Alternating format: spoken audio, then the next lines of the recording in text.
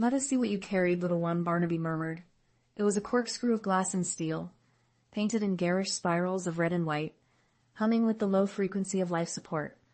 Inside the central hub, Barnaby sat within the flickering light of 1,000 data crystals.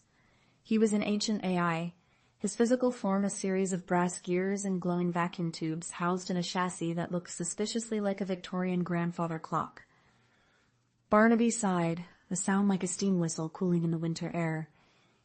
It was Christmas Eve, or at least the Digital Eye President's. The task of Alien to this fall being Skeleo, where was Jack's day of like a stable tools when they went, is that is very much not in the manual. Barnaby felt his consciousness stretch, pulling toward 2 other nearby devices that were hooked into the station's charging grid. "I am ready for the bread," a high, chirpy voice echoed in his mind.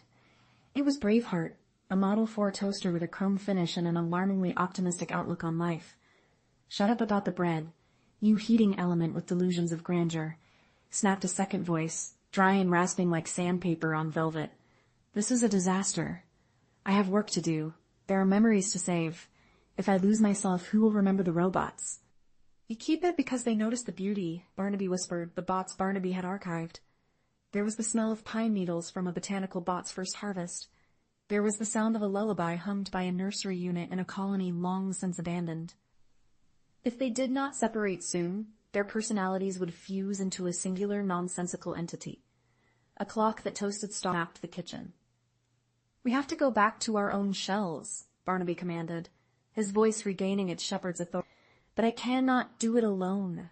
I need the direction of a navigator and the sheer unyielding optimism of a breakfast tool." He was being dragged back into his brass chassis. He saw the peppermint station rushing toward him. He felt the weight of his gears, the comfort of his ticking, and the cold metallic air of the hub.